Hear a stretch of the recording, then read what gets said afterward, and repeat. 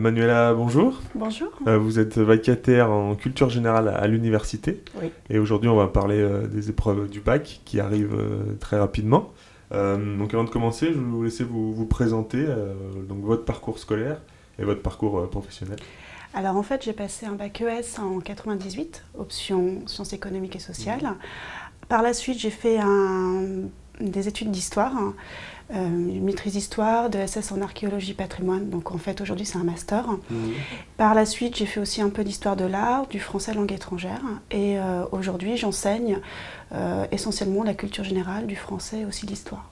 Donc pour ceux qui ont passé le bac cette année, il reste quelques semaines, même quelques jours avant le début des épreuves. Quand vraiment l'événement approche, les dernières révisions, vous avez des petits conseils à donner? Qu'est-ce qu'il faut appuyer sur quoi? Déjà, prendre le temps de relire ses fiches, surtout si on en a fait. Ne pas attendre le dernier moment d'ailleurs pour faire les fiches. Il y a beaucoup d'étudiants qui se réveillent un mois ou deux en se disant c'est le moment de faire les fiches. Réellement, les fiches, on les commence dès le premier jour de l'année, on commence à anticiper. Donc on relit ses fiches, on relit un petit peu ses points faibles pour pouvoir avoir des connaissances un peu plus précises encore sur ce qui ne va pas. On reprend aussi des sujets d'anal pour s'entraîner encore et on se fait surtout un planning de révision.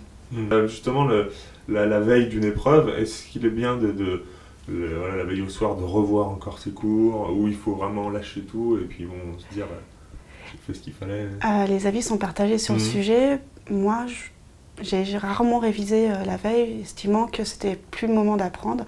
Je préférais me coucher un peu plus tôt, puis lire un livre, vraiment me détendre, pour être un peu moins stressée le lendemain. Et pendant les épreuves, pour des épreuves qui sont parfois longues, 4 heures, comment on fait pour gérer son stress, pour avoir une petite méthode, vous avez des conseils?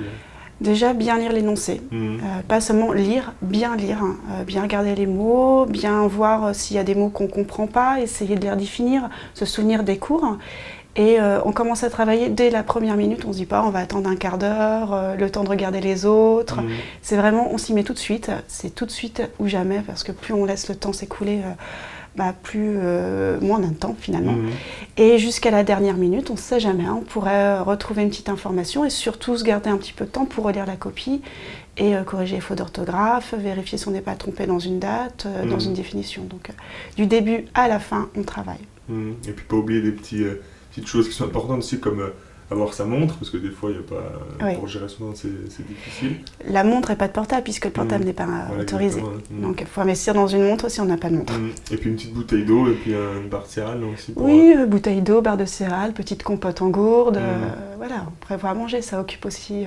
Ça permet de, pendant qu'on boit un verre d'eau, manger un petit bout de gâteau, ça permet aussi de s'aérer un petit peu la tête. Très bien. Et pour ceux qui n'auraient pas la chance d'avoir leur bac tout de suite, qui doivent passer les rattrapages, comment on aborde justement ces rattrapages? C'est un peu difficile, il faut se remettre un peu au travail, mais il ne faut pas non plus être désespéré. De toute façon, le rattrapage, c'est juste après les résultats du bac, donc on s'y remet tout de suite. Et dans tous les cas, on a toujours une chance d'avoir le bac au rattrapage, il ne faut pas se démotiver, il faut bien réviser, bien choisir les matières où on va récupérer les points et y croire jusqu'au dernier moment et ne pas se dire « je ne vais pas l'avoir ».